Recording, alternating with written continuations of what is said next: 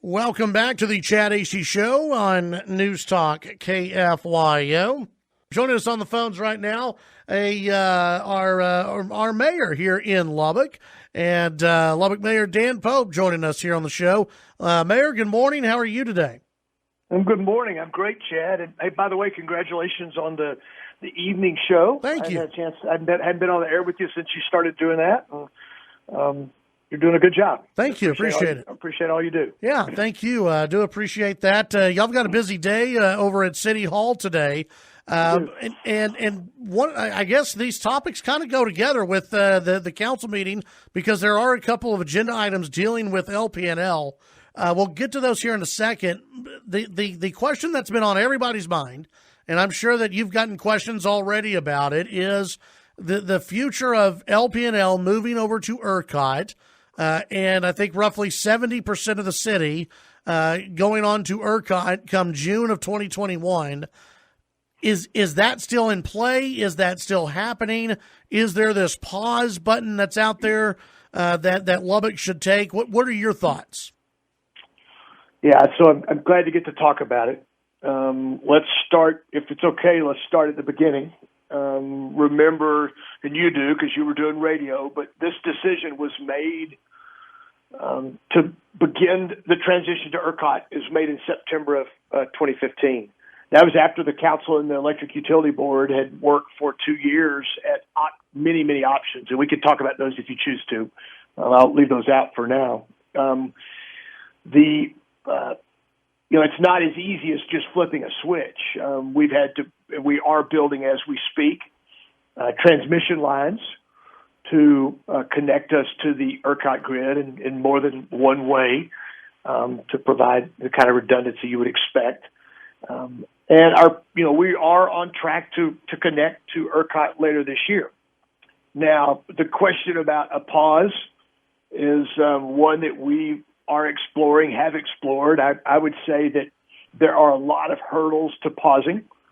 The biggest one, Chad, is that once we got the PUC approval and the CCN that went along with that, we partnered with Encore to build distribution, and we are our portion of that is of that investment is probably close to $100 million. Now that is money that we will get paid back. The ratepayers will be paid back over the years by other people who use those transmission lines.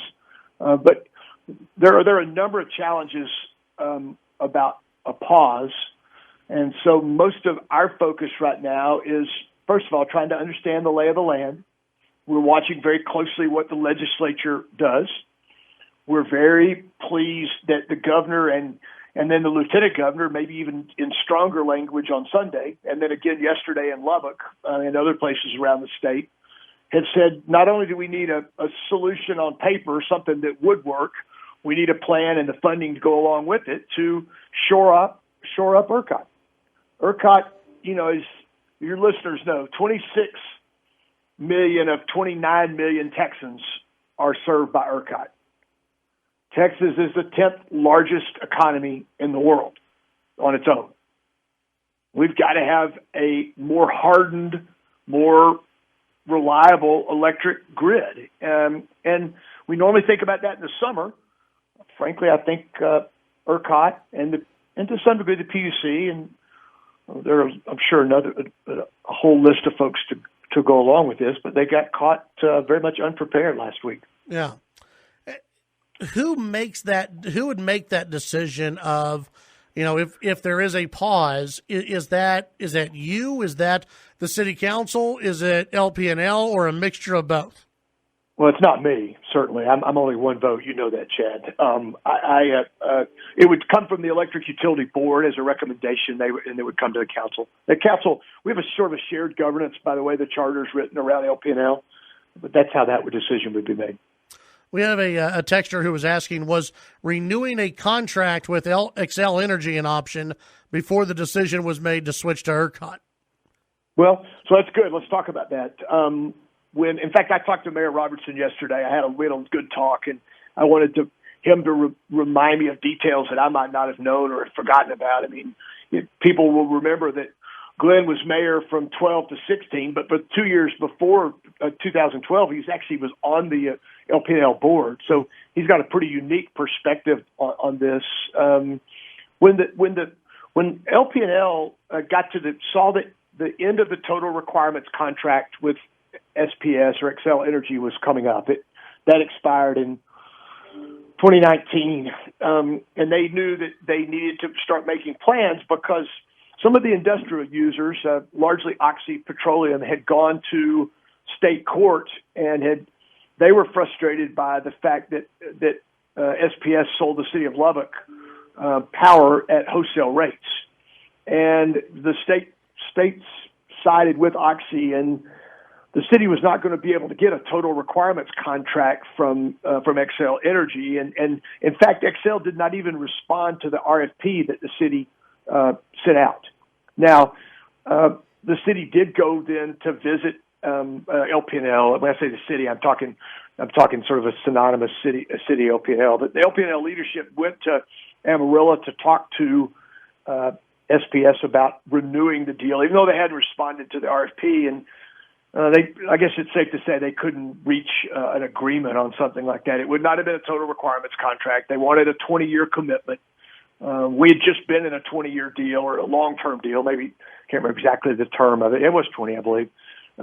Lots changes in technology and in energy in a 20-year period. The EUB or the council at that time, is my understanding, was not were not interested in a 20-year contract. Now, they also reached out to, and they made a couple trips. The LP&L leadership made a couple trips to Little Rock. Little Rock is where the Southwest Power Pool is based, SPP, that we're part of today. Trying to find a way to join SPP as more of in more of a ERCOT kind of model, where there would be choice at some point for our ratepayers. Remember that for most of our existence as a city, people had a choice between Lubbock Power and Light and Southwestern Public Service, and we continue to hear that over and over, that we want choice. And so they tried to work through that, Chad. That didn't work out. Ultimately, the decision was made. They came down to really two choices, choice A or choice B. A was to join ERCOT and invest in the connectivity to ERCOT. The second option was to build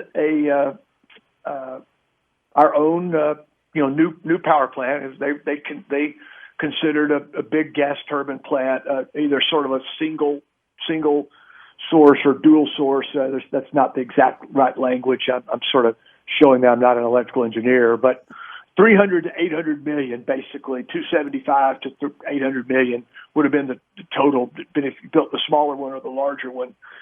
The EUB and the council decided. The EUB recommended the council to go to ERCOT. The council agreed, and so 5.5 years ago we set on that course.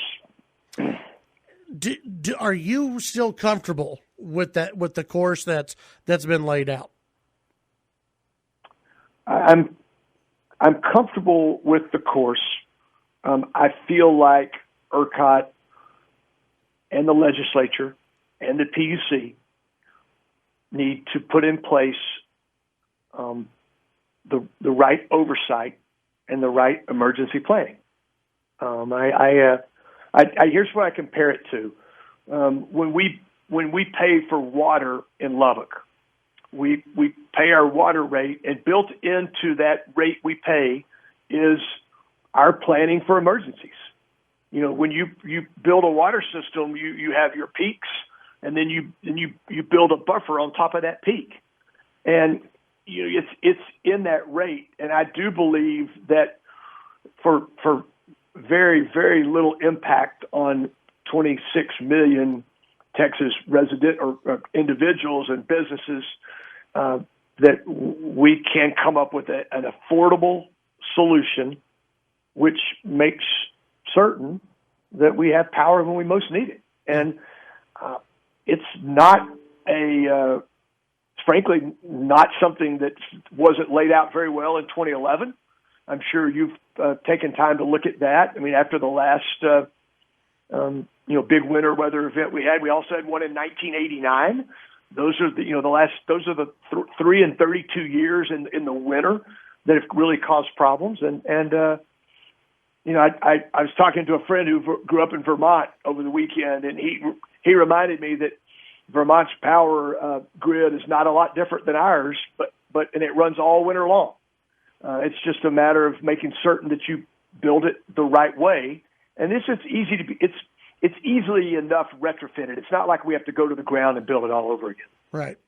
Visiting with Lubbock Mayor Dan Pope here on the Chad Hasty Show. Mayor, we got to take a break. Let's do that. When we come back, we'll continue this conversation. Also get into what's happening with in general with the Lubbock City Council when we come back here on the Chad Hasty Show. News Talk KFYO. Chad Hasty Show, News Talk KFYO. We're visiting with Lubbock Mayor Dan Pope. And Mayor, just one more thing here on this the issue of the issue of a pause. It sounds like to me everything's moving forward. You and others are waiting to see what the Texas legislature actually does. What would make you call for a pause, or maybe those over at LP&L? What would have to not occur for a pause to even, I guess, be looked at? Would it be the legislature, quote unquote, not doing their job and fixing the issues with ERCOT? I think if sufficient action were not taken, and I do believe that the governor, lieutenant governor, speaker of the legislature, our delegation, I think that action will be taken, and I believe that's where we'll end up. However, Chad, we're going to watch this very closely. We worked on my last meeting on this last night. Ended about 6:45. It's top of mind for us. I've heard from lots of citizens about this in the last 4 or 5 days. There's nothing more important. You'll remember that when I announced to run for a third term, pretty close to the top of the list of the reasons why I wanted to run was to get this thing across the finish line. There's a lot to moving our electric grid to ERCOT. And we need to finish the job. It needs to be done right. We need safe, affordable, reliable electricity. Is there? How do people find out if they're going to be among the 70% who get moved over in June?